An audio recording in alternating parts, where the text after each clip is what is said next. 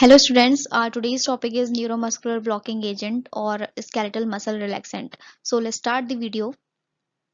Okay, so what are the skeletal muscle relaxant or neuromuscular blocking agent? So neuromuscular blocking agent act peripherally at the neuromuscular junction or muscle fiber itself or centrally on cerebrospinal axis to reduce muscle tone and cause paralysis. यानी कि आपके ये ऐसे agents होते हैं जो आपके neuromuscular junction पर जाकर एक्ट करते हैं एंड आपके जो रिसेप्टर्स हैं यानी कि न्यूरोमस्कुलर रिसेप्टर्स जो होते हैं वो वहां पर जाकर उनको ब्लॉक कर देते हैं और इसकी वजह वजह से क्या हो जाता है जो आपकी मसल टोन है वो रिड्यूस हो जाती है एंड अल्टीमेटली क्या कॉज करती है पैरालिसिस को कॉज करती है। So these drugs are also termed as a skeletal muscle relaxant and neuromuscular blocking drugs block neuromuscular transmission at the neuromuscular junction, so ultimately causing the paralysis of the affected skeletal muscle. Peripherally acting muscle relaxants are used together with the general anesthetic in order to achieve relaxation of the muscles prior to the surgery. और ऐसा करा क्यों जाता है जब भी कभी मतलब सर्जरी होती है, सर्जरी के वक्त जो होता है आपके ये जो मींस एनेस्थीसिया वगैरह हम यूज करते हैं तो ये एनेस्थीसिया क्या करते हैं हमारी जो हमारे नर्व्स हैं उन नर्व्स को जाके ब्लॉक कर देते हैं ताकि किसी भी तरीके की कोई सेंसेशन जो है वो आपके ब्रेन तक ना जा सके और इजीली जो आपको जो भी सर्जरी होनी है वो आपको इजीली विदाउट पेन हो सके। तो उस वजह से हम जो है न्यूरोमस्कुलर ब्लॉकिंग एजेंट्स को यूज करते हैं and centrally acting muscle relaxants are mainly used to relieve painful muscle spasm and spastic neurological disorders like diazepam and baclofen. ये सब क्या हैं आपके एग्जांपल्स हैं। डायज़ेपाम एक ऐसी ड्रग है जो यूज करी जाती है, सेंट्रली एक्टिंग मसल रिलैक्सेंट होती है ये, और ये क्या करती है पेन वगैरह को रिड्यूस करने का काम करती है। नाउ नेक्स्ट हम बात कर लेते हैं क्लासिफिकेशन ऑफ ड्रग्स की। तो ड्रग एक्टिंग ऑन पेरिफेरली जिसमें हम पेनक्यूरोनियम एंड रोक्यूरोनियम जो है ऐसे जो ड्रग्स हैं जो कि हमारे पेरिफेरली एक्टिंग ड्रग्स कहलाती है एंड डीपोलराइजिंग ब्लॉकर्स जो होते हैं वो सक्सेनाइल कोलिन जो है वो डीपोलराइजिंग ब्लॉकिंग एजेंट होता है। डीपोलराइजिंग ब्लॉकिंग मतलब कि जो आपके मीन्स जो ब्लॉकिंग एरिया है वहां पर एक तरीके से पोलराइजेशन को कम कर देगा, डीपोलराइजेशन जो है वो अकर कर देता है। और ये ड्रग्स कौन सी होती हैं? सक्सेनाइल कोलिन जो है वो आपकी एक तरीके की डीपोलराइजिंग ब्लॉकर्स के नाम से जानी जाती है। Now drugs acting centrally diazepam and baclofen जो है वो आपके सीएनएस में जाकर एक्ट करती हैं and drug acting on muscle जो कि आपके मसल्स में जाकर काम करती हैं वो है आपके डेंट्रोलिन। ये आपके मसल्स में जाकर जो मसल की यानी कि जो रिलैक्सेंट है उसको मीन्स वहां पर कॉज करती हैं। ओके, नाउ हम पढ़ लेते हैं पेरिफेरली एक्टिंग मसल रिलैक्सेंट्स को। तो ये क्या होता है? Muscle relaxant reduce muscle tone and influence the function of skeletal muscle. Muscle relaxants जो हैं वो आपके मसल टोन को रिड्यूस करके और आपके स्केलेटल मसल के फंक्शंस को इन्फ्लुएंस करते हैं। Symptoms like pain, muscle spasm and hyperreflexia are relieved by the using peripheral muscle relaxant. तो कुछ सिम्टम्स हैं लाइक पेन हो गया, मसल स्पाज्म है, इस तरीके की जो आपको सिम्टम्स दिखाई देते हैं वो आपके जो मसल रिलैक्सेंट हैं उनको यूज करके हम क्या करते हैं? रिड्यूस कर सकते हैं। Muscle relaxant refers to to primary therapeutic groups. ये दो तरीके से होते हैं, न्यूरोमस्कुलर ब्लॉकर्स एंड स्पैज्मोलिटिक। एक तो ये है कि जो आपके स्पाज्म जो वेन्स में आ गई होती है, ठीक है, मसल्स में जो स्पाज्म है उसको रिड्यूस करने के लिए यूज किया जाता है। दूसरा होता है जो आपका न्यूरोमस्कुलर ब्लॉकर्स की तरह एक तरीके से इस्तेमाल किया जाता है जो मसल रिलैक्सेंट को मसल रिलैक्सेंट की तरह काम करता है।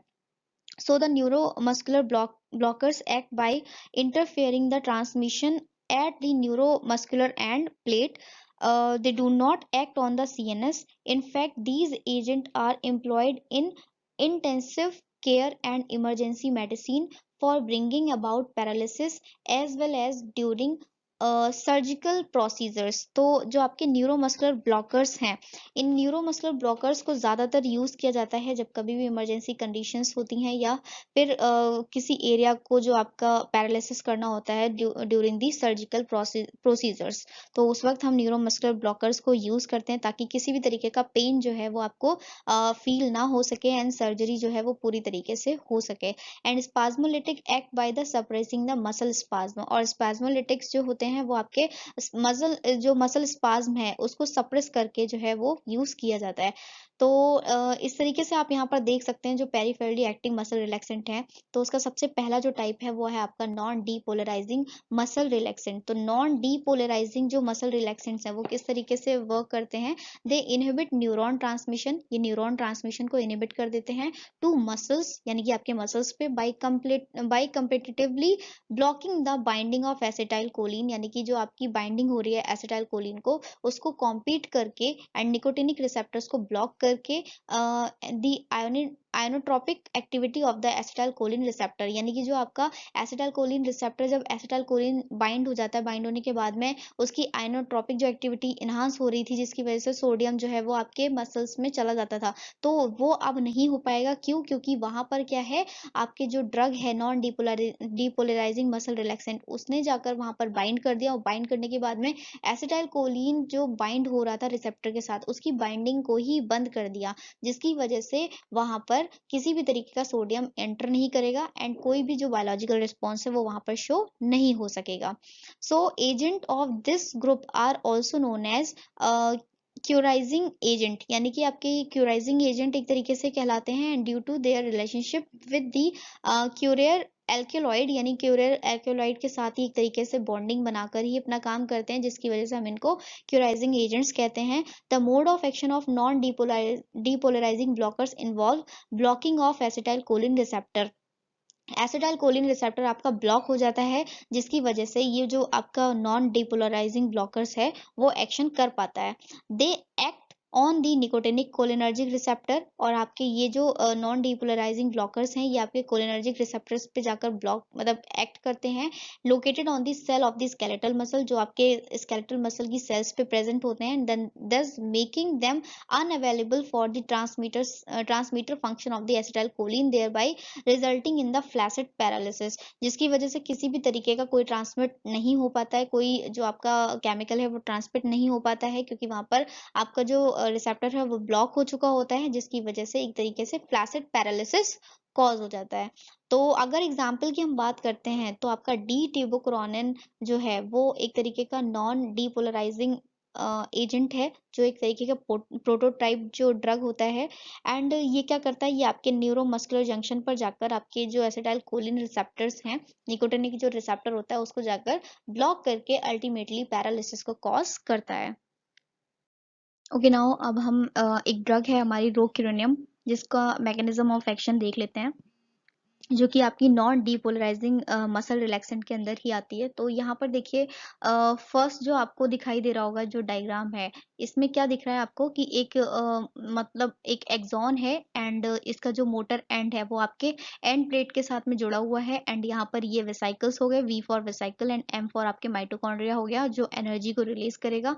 यहाँ जो वेसाइकल्स हैं इन वेसाइकल्स के अंदर एसिटाइल कोलिन फिल्ड रहता है, ये एसिटाइल कोलिन जब कभी भी आपका कोई सिग्नल आता है तो ये रिलीज हो जाते हैं। जब ये रिलीज होते हैं तो रिलीज होने के बाद में ये आपके निकोटिनिक रिसेप्टर्स प्रेजेंट होते हैं, जहां पर ये बाइंड होने के बाद में एंड प्लेट तक जाकर अपना एक्शन शो करते हैं। तो ये तो मैंने बताई आपको नॉर्मल फिजियोलॉजी, लेकिन जब जो आपका रोक्रिनियम है वो जब आप क्या कर रहे हो उसको दिया जाता है, बॉडी में एडमिनिस्टर कराया जाता है, तब वो क्या करता है, जो एसिटाइल कोलिन यहाँ पर बाइंड हो रहा होता है निकोटिनिक रिसेप्टर्स के साथ में, ये क्या करता है कॉम्पिटिटिव एक तरीके से वहां पर कंपटीशन करके इस एसिटाइल कोलिन को हटाकर और खुद वहां पर जाकर बाइंड हो जाता है, जिसकी वजह से एसिटाइल कोलिन जो है वो वहां पर बाइंड नहीं हो पाती है, और जब एसिटाइल कोलिन यहाँ बाइंड नहीं होगी तो ये जो सोडियम चैनल्स होते हैं ये ओपन ही नहीं हो पाएंगे, और जब ये ओपन नहीं होंगे तो ये सोडियम आयन की एंट्री को यहाँ पर स्टॉप कर देते हैं, रोक देते हैं, जिसकी वजह से अंदर जो भी बायोलॉजिकल रिस्पॉन्सेज होने जा रहे हैं वो आपके रुक जाते हैं। जो आपके बायोलॉजिकल रिस्पॉन्सेज हैं वो क्या होते हैं, वो होते हैं कि अगर आपको सर्जरी करी जा रही है तो उस वक्त क्या होंगे, सेल्स जो होंगे वो आपके पेन को स्टिमुलेट करेंगे, और ये पेन आपके ब्रेन तक जाएगा, तो ये ब्रेन तक जाने के लिए क्या होगा, यहाँ पर ये मैकेनिज्म होना बहुत जरूरी है।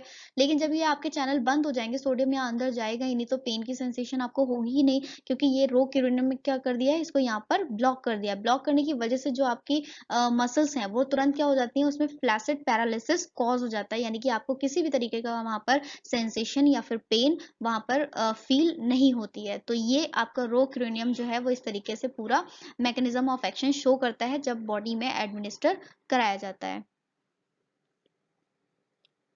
नाउ सेकंड जो हमारा कैटेगरी है पेरिफेरली एक्टिंग मसल रिलैक्सेंट में, वो है आपकी डीपोलराइजिंग मसल रिलैक्सेंट। तो डीपोलराइजिंग मसल रिलैक्सेंट यानी कि a depolarizing neuromuscular blocking agent is a form of blockers that depolarize the motor and plate। यानी कि मोटर एंड प्लेट को डीपोलराइज करने वाले एजेंट्स जो होते हैं वो आपके डीपोलराइजिंग न्यूरोमस्कुलर ब्लॉकिंग एजेंट कहलाते हैं।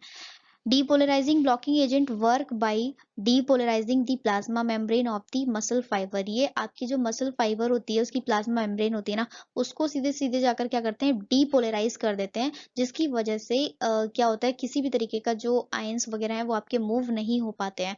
तो लेकिन ये बहुत ही शॉर्ट पीरियड ऑफ टाइम के लिए होता है, इसका जो ड्यूरेशन होता है बहुत ज़्यादा देर के लिए नहीं होता है। उसके बाद क्या है, अपने आप ही जो चैनल्स है वो ओपन होके एंट्री जो है आपके सोडियम्स या फिर जितने भी आयंस है उनकी स्टार्ट हो जाती है, लेकिन ये बहुत ही शॉर्ट टाइम के लिए होता है। तो फॉर एग्जांपल अगर हम इसमें बात करते हैं कौन सी ड्रग आती है, तो सक्सनाइल कोलिन जो है वो एक तरीके का प्रोटोटाइप ड्रग है डीपोलराइजिंग मसल रिलैक्सेंट की, जो डीपोलराइज करती है आपके मसल जो भी मसल्स हैं, and it is only depolarizing the blocking drug which is use in the clinical practice. और ये क्लिनिकल प्रैक्टिस में यूज करी जाती है due to the hydrolysis of various cholinesterase.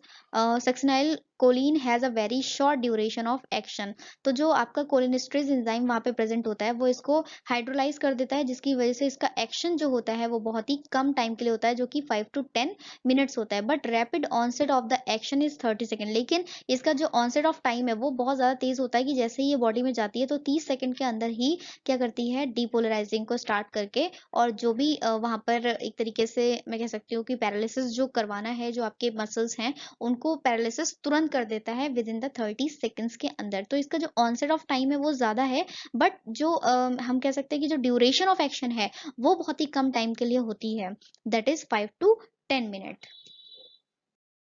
No next हम थेरापेटिक यूजेस को देख लेते हैं कि इनको हम कहाँ कहाँ यूज करते हैं।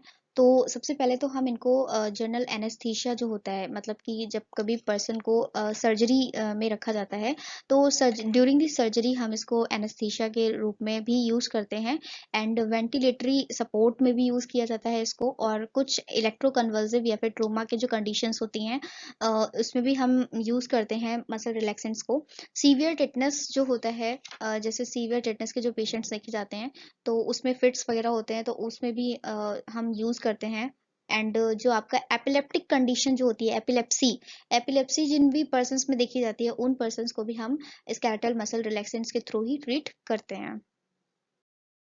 नो नेक्स्ट हम बात करते हैं एडवर्स इफेक्ट, यानी कि नॉन डिपोलराइजिंग एजेंट के एडवर्स इफेक्ट। तो ब्रोंकोस्पाज्म कॉज करता है, हाइपोटेंशन को कॉज करता है, टैकीकार्डिया। ब्रोंकोस्पाज्म हो गया कि जो आपका मींस जो आपके ब्रोंकियल जो सरफेसेस हैं उनको एक तरीके से कॉन्स्ट्रिक्ट करने का काम करेगा। हाइपोटेंशन, हाइपोटेंशन मतलब कि आपके जो ब्लड वेसल्स हैं उनको बहुत ज़्यादा वाइड कर देता है, जिसकी वजह से जो आपका ब्लड का फ्लो है वो स्लो हो जाता है, एंड आपका जो ब्लड प्रेशर है वो भी क्या हो जाएगा, डाउन हो जाता है हाइपोटेंशन में। एंड टैकीकार्डिया, ये टैकीकार्डिया क्या है, आपका ब्लड प्रेशर जो होता है, मतलब जो आपका हार्ट रेट है वो बहुत ज़्यादा इंक्रीज हो जाता है। वही हम डीपोलराइजिंग एजेंट्स की अगर हम बात करते हैं तो increase in intraocular pressures and hyperthermia. Hyperthermia मतलब कि जब बहुत ज़्यादा बॉडी का टेम्परेचर इंक्रीज होता है, ये भी एक तरीके का इफेक्ट है। एंड एरिदमिया, एरिदमिया हो गया आपका कि जिसमें हम जो हमारी हार्ट रेट होती है वो क्या करती है, मतलब हार्ट की जो बीटिंग मतलब जो फ्लो रेट होती है वो क्या होती है, वो बढ़ती या फिर घटती रहती है, जिसको हम एरिदमिया कहते हैं। तो ये सारे साइड इफेक्ट्स जो हैं वो देखे जाते हैं जब कभी भी हम स्केलेटल मसल्स रिलैक्सेंट्स को यूज करते हैं। नाउ अब हम बात कर लेते हैं सेंट्रली एक्टिंग मसल रिलैक्सेंट्स की। They act by depressing the activity of neurons in spinal cord और ब्रेन। ये क्या करते हैं, जो आपके मींस न्यूरॉन्स में या स्पाइनल कॉर्ड में जितनी भी एक्टिविटीज हैं उनको डिप्रेस करने के लिए मतलब हम सेंट्रली एक्टिंग मसल रिलैक्सेंट को यूज करते हैं। And they also act by enhancing the neuronal inhibition और दी स्केलेटल मसल, यानी कि जो आपके न्यूरोनल इनहिबिशन है उनको भी मतलब एक तरीके से इनोवेट करने के लिए भी हम जो सेंट्रली एक्टिंग मसल्स हैं, मसल रिलैक्सेंट्स हैं, उनको यूज करते हैं। And they break the cycle of sensory impulse transmission. एक जो आपकी सेंसरी इम्पल्स ट्रांसमिशन जो चलती रहती है ना, उसकी साइकिल को ब्रेक करने के लिए भी हम एक तरीके से सेंट्रली एक्टिंग मसल रिलैक्सेंट्स को यूज करते हैं।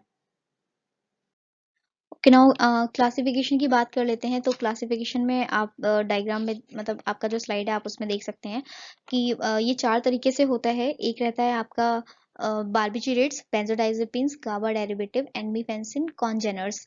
बारबिचुरेट्स की अगर बात की जाए तो ये फिनोबार्बिटोन्स एंड बेंजोडाइजेपिन के अंदर हम डायजेपाम, गावा डेरिवेटिव के अंदर हम जो बैक्लोफिन है एंड जो हमारे मीफेंसिन कॉन्जेनर्स हैं उसमें हम मीफेंसिन या फिर कैरिसोप्रोडोल को यूज़ करते हैं। तो ये सारी ड्रग्स को हम यूज़ करते हैं जब भी कभी सेंट्रली एक्टिंग मसल रिलैक्सेंट को हमें देना होता है किसी भी पेशेंट को। तो ये तो रहे आपके क्लासिफिकेशंस। ओके, नाउ हम बात कर लेते हैं mechanism of action of centrally muscle relaxant. तो सबसे पहले देख लेते हैं इनकी स्टेप्स को। तो सबसे पहली स्टेप है they inhibit both mono and polysynaptic reflexes at spinal and supraspinal level and thus decrease the muscle tone. यानी कि जो आपके स्केलेटल मसल रिलैक्सेंट होते हैं, सॉरी जो आपके सेंट्रली एक्टिंग जो मसल रिलैक्सेंट्स होते हैं वो क्या करते हैं, वो आपके मोनो और आपके मतलब सिनेप्टिक दोनों को ही ब्लॉक करने के लिए या इनहिबिट करने के लिए मींस रिस्पॉन्सिबल होते हैं। एंड उनको ब्लॉक करने के बाद सीधे सीधे ये क्या करते हैं, मसल टोन को डिक्रीज कर देते हैं। तो बात करते हैं बेंजोडाइजेपिन्स की। तो बेंजोडाइजेपिन सबसे पहले क्या करता है, गाबा ए रिसेप्टर के साथ जाकर बाइंड कर जाता है जो कि एक ligand gated chloride ion channel होता है। एंड उसके बाद क्या करेगा, and enhance the GABA A transmission. और गाबा ए जो आपका गाबा का जो ट्रांसमिशन है उसको क्या करेगा, वो इनहांस कर देगा। यानी बेंजोडाइजेपिन जब गाबा ए के साथ में बाइंड करता है तब गाबा का ट्रांसमिशन इनहांस हो जाता है। गाबा ए डेरिवेटिव्स यानी कि बैक्लोफेन वो क्या करता है, act as a GABA analog. वो एक तरीके से गाबा एनालॉग की तरह काम करता है जिसका नाम है baclofen.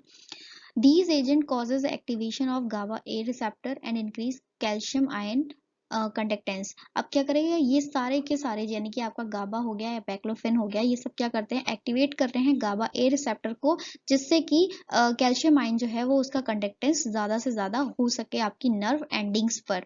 To alter the calcium ion influx whereas GABA B receptor increase potassium ion conductance. वहीं जो गाबा बी रिसेप्टर है, वो गाबा बी रिसेप्टर क्या कर रहा है, उस पर आपका डायजेपाम जाकर ऐड हो जाता है। एंड ये डायजेपाम जो है वो क्या करता है, पोटेशियम आयन के कंडक्टेंस को इंक्रीज करता है। These agents also inhibit ascending reticular formation activity and produce sedative effect. अब क्या है, जो आपके ये सारे एजेंट हो गए, चाहे गाबा की बात की जाए, चाहे बैक्लोफेन की बात की जाए या डायजेपाम हो गए, ये सब के सब क्या कर रहे हैं, ये असेंडिंग रेटिकुलर फॉर्मेशन जो है आपकी जो नर्व एंडिंग्स में हो रही है उसको इनहिबिट कर देते हैं, जिसकी वजह से जो भी पर्सन है उसको सेडेटिव इफेक्ट्स होने लगते हैं। सेडेटिव इफेक्ट का मतलब क्या है, उसको हल्का हल्का सा नींद आना स्टार्ट हो जाता है। इसीलिए एनेस्थीसिया को आपने देखा होगा, एनेस्थीसिया को जब यूज किया जाता है या एनेस्थेटिक जो इंजेक्शन है उनको यूज किया जाता है तो उन पर्सन्स को हल्का हल्का सेटेशन हो जाता है। वो पूरी तरीके से बेहोश नहीं होते हैं बट उनकी जो फीलिंग्स हैं वो क्या हो जाती है, थोड़ी सी सेंस जो होती है उनकी वो कम हो जाती है। That is known as sedative effect. Now हम बात कर लेते हैं थेरापेटिक यूजेस की। तो थेरापेटिक यूजेस में अक्यूट मसल स्पाज्म में यूज किया जाता है आपके जो सेंट्रली एक्टिंग मसल रिलैक्सेंट्स हैं। एंजाइटी एंड टेंशन्स में यूज किया जाता है। टिटनेस में यूज करते हैं। इलेक्ट्रो कन्वल्सिव जो थेरेपी है उसमें यूज किया जाता है। एंड आपके न्यूरोलॉजिकल जो डिजीजेस होते हैं उसमें भी हम सेंट्रली एक्टिंग यानी कि डायजेपाम हो गया या बैक्लोफेन है, इन सारी ड्रग्स को यूज किया जाता है।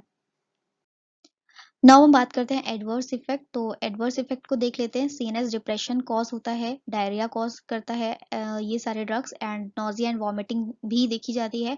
कॉन्स्टिपेशन को कॉज करता है एंड हार्ट बर्न। ये सारे के सारे एडवर्स इफेक्ट जो है वो देखे जाते हैं जब कभी भी कोई डायजेपाम या फिर बैक्लोफेन या फिर टिमिटीन इस तरीके की ड्रग्स को यूज करा जाता है। तो ये सारे एडवर्स इफेक्ट जो है वो पेशेंट के अंदर देखने को मिलते हैं। नाउ हम बात कर लेते हैं ड्रग्स की। तो ड्रग्स में देखिए ट्यूबोक्रानिन, जो ट्यूबोक्रानिन है वो आपका क्लिनिकली यूज मतलब रेयरली किया जाता है। ऑनसेट ऑफ टाइम इसका 300 सेकेंड रहता है। ड्यूरेशन ऑफ एक्शन इसका 1 से आपका 2 घंटे तक रहता है। एंड साइड इफेक्ट की बात की जाए तो ये हाइपोटेंशन को या फिर ब्रोंको कॉन्स्ट्रिक्शन को कॉज करता है। वहीं आप मीवाक्यूरेम को देख सकते हैं और इसका ऑनसेट ऑफ टाइम 90 सेकेंड रहता है। Duration of time 12 to 18 minute रहता है एंड ये भी हाइपोटेंशन को कॉज करता है। वहीं एट्रोक्रियम को देखिए आप, तो ये वाइडली यूज किया जाता है। 90 सेकेंड इसका ऑनसेट ऑफ टाइम रहता है एंड 30 मिनट और लेस इसका ड्यूरेशन ऑफ एक्शन रहता है। इसमें भी आप देख सकते हैं कि हाइपोटेंशन या फिर रीनल फेलियर को ये कॉज करता है। एंड आप देख सकते हैं वीक्योरियम जो एक ड्रग है उसमें देखिए ये वाइडली यूज किया जाता है क्लिनिकली यूज में। And onset of time 60 second है, duration of action 30 to 40 minute है, एंड ये भी फ्यू और प्रोलॉन्ग पैरालिसिस को कॉज करता है। वहीं हम पैनक्रियम को देख सकते हैं जो कि वाइडली यूज किया जाता है, एंड ऑनसेट ऑफ टाइम इसका 90 सेकेंड रहता है, वहीं ड्यूरेशन ऑफ एक्शन इसका 90 मिनट रहता है, एंड ये टैकीकार्डिया को कॉज करता है। टैकीकार्डिया यानी कि इंक्रीज हार्ट रेट। तो इस तरीके से ये जो ड्रग्स हैं वो अपने अपने मतलब कि साइड इफेक्ट्स को दिखाते हैं, एंड इनका ऑनसेट ऑफ टाइम भी आपने देख लिया एंड ड्यूरेशन ऑफ एक्शन भी यहाँ पर आप समझ गए हैं। Okay students, prepare your notebook for further detail content. Thank you.